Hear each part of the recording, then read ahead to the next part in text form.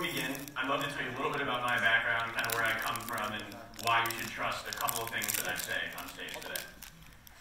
So previously, I was on the AdWords team at Google.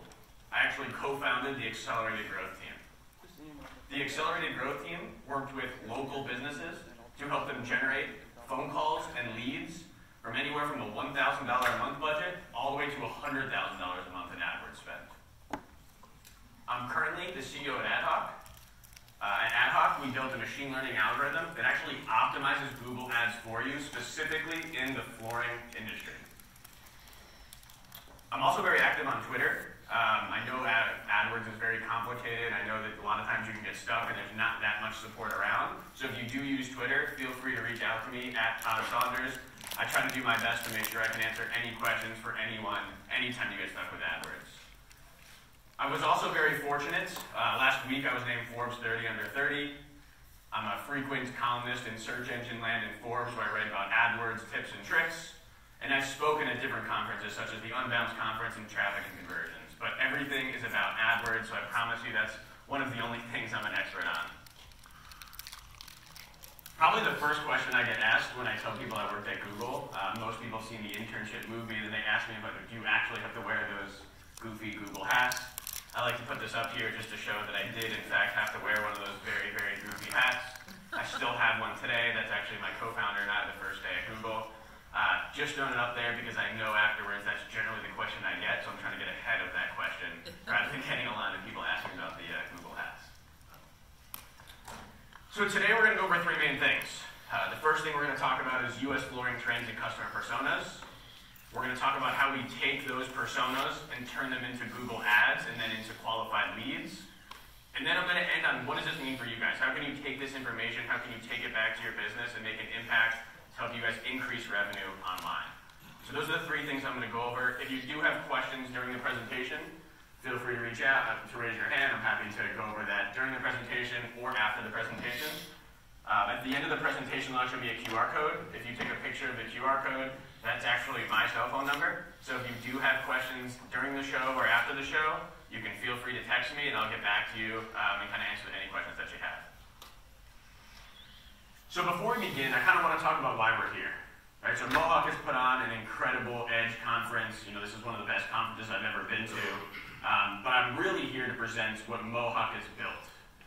Together with Mohawk and FloorForce, we have built a best-in-class advertising solution. We've taken everything that Mohawk knows about flooring. We've taken everything that FloorForce knows about building flooring websites and all of the proprietary data that they have on thousands and thousands of customer touchpoints. And we help them build a machine learning algorithm that is best in class at advertising Google Ads. In fact, a couple weeks ago, Google actually reached out to us. They saw the performance that Mohawk was having in the flooring industry, and they labeled it the best-in-class solution. They actually built a case study for us. They wanted a case study on what we were doing so they could show other industries what Mohawk has done because they are leading the pack in terms of advertising. And the three things that they specifically pointed out, you can see here on the left-hand side. The first one, our algorithm has been able to decrease the cost per lead by 37%. What that means is you are getting customers, you are getting qualified customers who are calling you or filling out a form for 37% cheaper than what Google considers industry standard.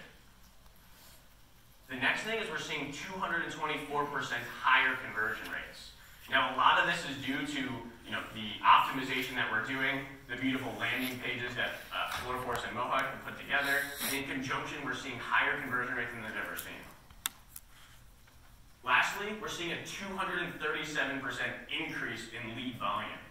So what this means is, if you're partnering with Mohawk and you're using the optimization that we built together, you can expect about a 237% increase in leads and a 37% decrease in cost per lead.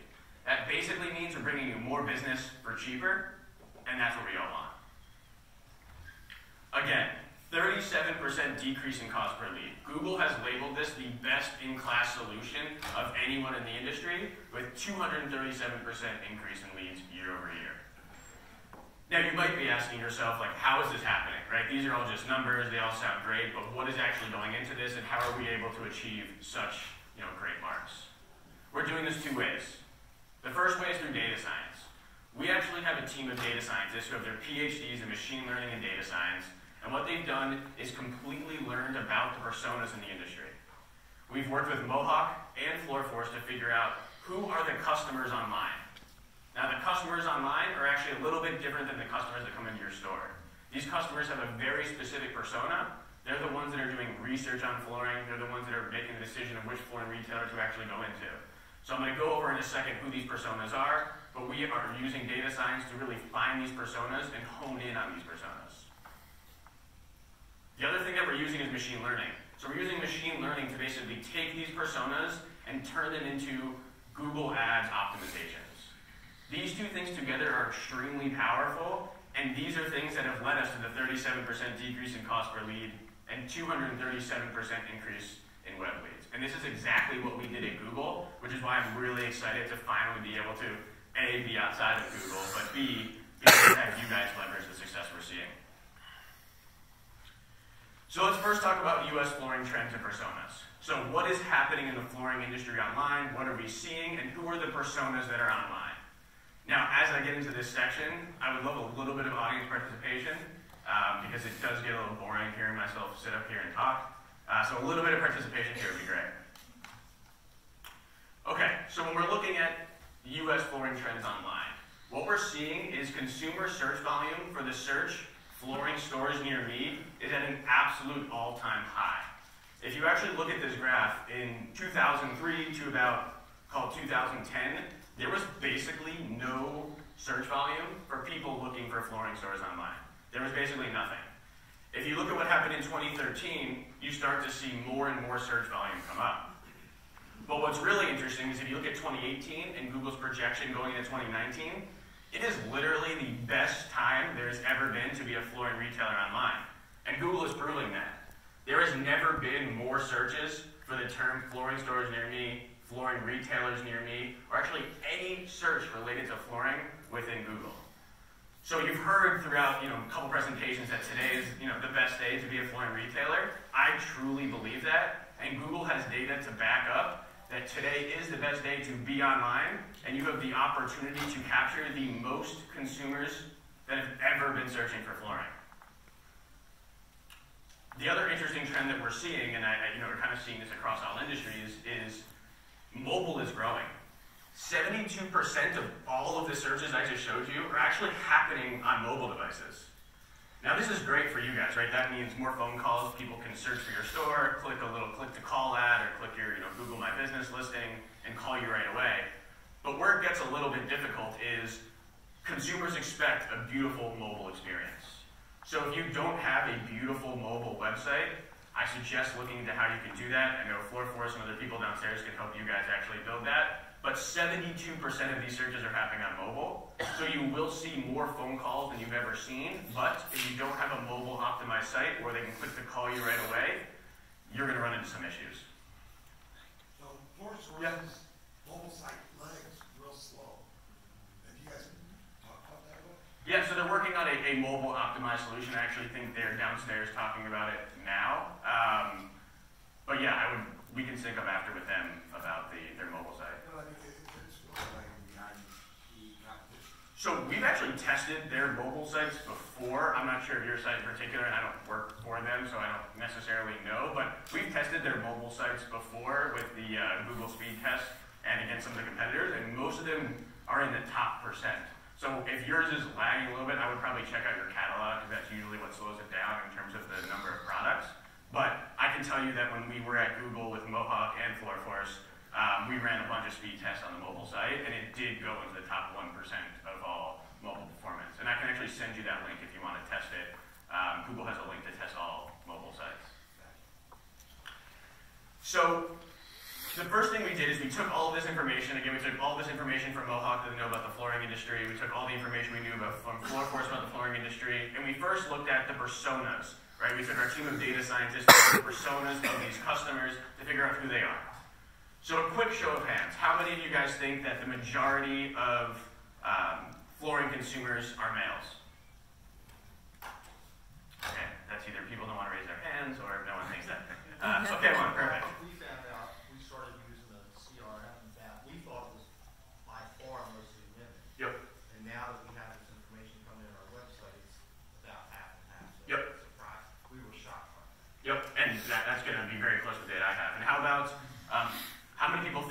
consumers are parents. Okay, so you guys are participating. I appreciate that. Okay, so most consumers are female, right? It's still much closer than most people would suggest, right? I think the general industry, people think it weighs a lot more towards female, but it's actually a lot closer to 50-50 than you would expect. Now again, this data is nationwide. We've actually taken every single one of you guys, looked at your zip code and a 20-mile radius around your zip code, and I could actually, if you want to talk after this about how this relates to your specific area, I'm happy to talk about that. But this is nationwide, so your zip code might be a tiny bit different, but this kind of gives you the norm. You can also see below kind of the breakdown of age, the breakdown of household income, and then the breakdown of kind of if they're a parent or not a parent. So we basically took these demographics and then clustered them. So we put them into 5 different personas from there. And again, by we, I mean our team of data scientists, and I'm not smart enough to do that.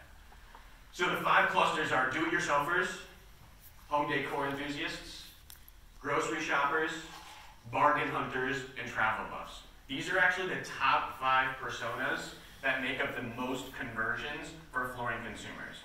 And again, what we're focused on is the consumers that are actually converting, not just consumers that are searching, not just consumers that are clicking. This is actually based on real conversion data. So we dove even deeper than that, right? Because to me, that's surface level. We're able to optimize by knowing the clusters, but if we can figure out the other things that they like, the TV shows they like, the other retailers that they like, the travel brands that they like, we can target them even better with better messaging and better results. So the most interesting one here to me was travel brands. So how many of you guys think that Delta is the preferred airline for your consumers that are most likely to buy? Okay, you guys would be correct. Delta is actually the most preferred. They are 2.7 times more likely to fly on Delta than any other airline. Now we can take this data, we can actually take this data and look at the messaging that Delta's using, and then look at it and do something similar for you guys and translate that into Google Ads. The other things we looked at is what sports do they like, right? So you can see American football, golf, baseball, tennis, football. We looked at the sports teams that they like. It was pretty much even across. It was interesting to see the Patriots and Falcons both on this list, considering I don't think those 2 teams like each other. But we found something really interesting in auto.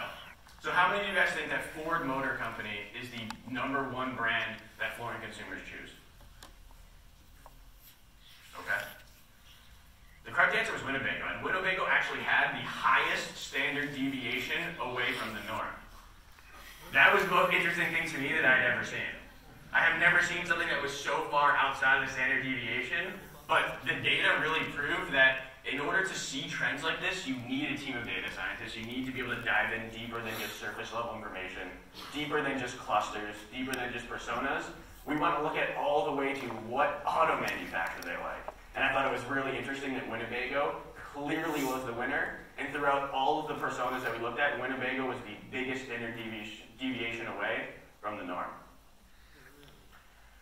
So in summary about personas are really, really important. You're not able to do persona work by hand, right? We were able to ingest thousands of rows of third-party data. We took census data, we took data from Google, we took data from Mohawk and FloorForce, and I just presented you some of the data that we have. We know what food they like. We know what other brands they like. We know what clothing they like. We know things about them that they might not even know about themselves. But in summary, right, 59% of these converters are women, 46% of them are not a parent, 66% of them are do-it-yourselfers, and they are 3.9 times more likely to be interested in Winnebagos than the average person. So maybe you might want to give away a Winnebago as a big, raffle if you guys are able to do that. So all of this stuff is really good. It's good to know that your consumers like Winnebagos and they like Delta, but it's only useful if you can translate that information into Google Ads and then translate the Google Ads information actually into leads. So what we're going to talk about now is how do we take these personas, how do we turn this into Google Ads with the right messaging, and then how do we turn this into qualified leads and eventually customers and revenue for you guys.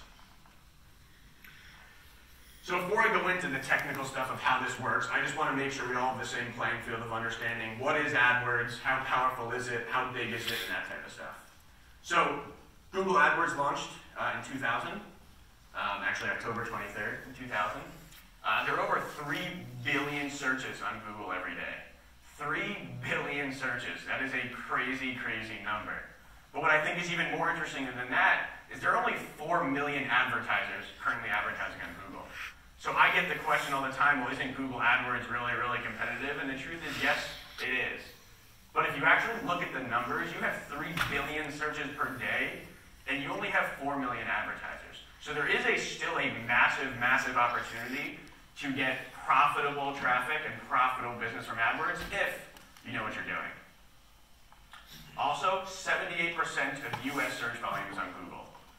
I think we all probably knew that. I'm not sure anyone actually uses Bing or Ask.com, but I thought that number was staggering, right? Google basically controls all of the US search volume, and there are over 3 billion searches every single day. Now, the other question I get asked a lot is like, what is the difference between Google AdWords and PPC or pay-per-click?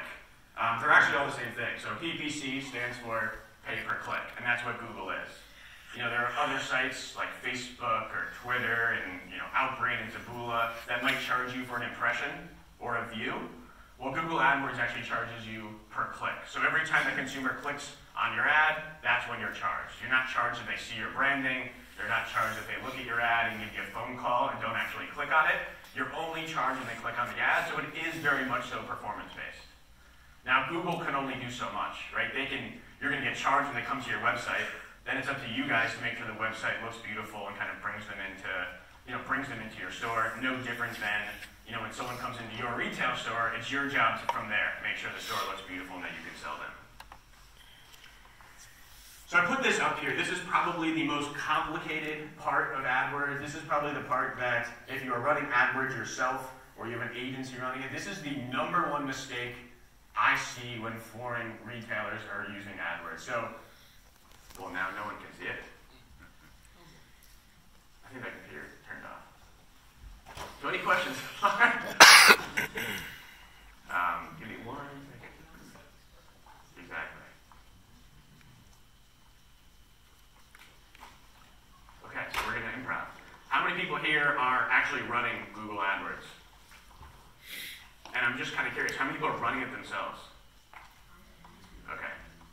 Yeah, it's very interesting as they set this up. Google AdWords has over 750 permutations of optimizations that you could be doing each day. And it's interesting when I see customers who are working with agencies or kind of doing it themselves. From what I've learned, it's literally impossible to compete when you're trying to do this by hand, right? The analogy I like to use is stocks, right? You could pick your own stocks and you might do okay. You could work with a stockbroker or an agency and you might do better, but good luck competing with the people that have algorithms and are doing high-frequency trading. And it's very similar to advertising. You could do it yourself.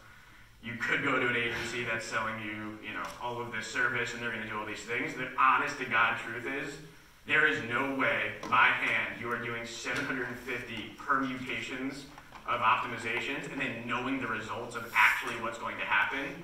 It's just not possible. You need machine learning to do it for you. Yeah? Does Google have machine learning built into their current AdWords platform?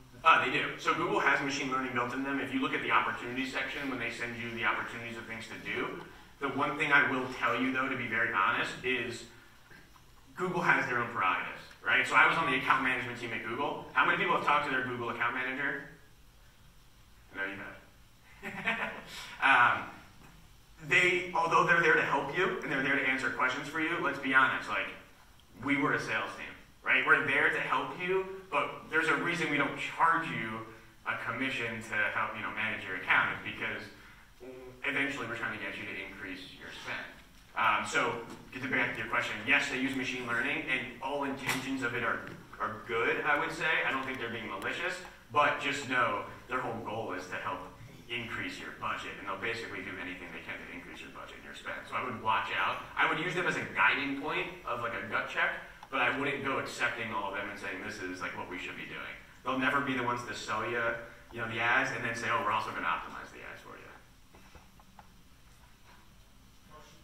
Yeah. You stop short by saying you try to do it yourself, you can't do it. Yeah, so you have to use technology to do it. If you want to compete, you have to use technology to do it. So, and you come to us. Or you come to Mohawk, right? So the algorithm that we built for Mohawk will do all of this for you in real time. I'll get into how it works, but basically what it does is it uses regressions. So it'll actually simulate a Google Ads auction millions of times to figure out if it should place your ad in that auction or not. And if it thinks that if it can place your ad in that auction and you can convert, it'll show it. If it doesn't think, it won't show it. There is no way a human is doing all these permutations and then doing regressions on a million Google searches through the Google Ads API to figure out if they should show your ads or not. So really technology is what you need, whether you work with Mohawk or us or really anyone else. I would just make sure and have them prove to you that they're using a sophisticated piece of technology, not just sitting behind a computer screen saying, I think the bid should be 157. I think the bid should be 161. You should really challenge them on why do you think that, and what proof do you have of what is your expectation of what that's going to occur. So again, this is probably the most confusing thing in Google search campaigns, and this is the thing that when people came to us at Google, when people come to us now and they say their AdWords account isn't working, it is literally most of the time because of this. So I just want to explain this for 1 second. So when you're running a search campaign, there are 4 different types of match type keywords. Broad match modified, phrase match, and exact match. And I'll give you an example with the example keyword women's hats. So if you look at the keyword women's hats under broad match, you'll see it doesn't have a plus sign next to it, it doesn't have quotes, it doesn't have brackets. You just put in there as a keyword women's hats. Well, what that tells Google is this is a broad match keyword. So you could show up for literally like a million permutations of something similar to women's hats. They include synonyms, things that Google thinks are close, misspellings, and just relevant variations. And honestly, I took this from Google, but to be very frank with you, you could show up for like anything that even has the word closely to hats.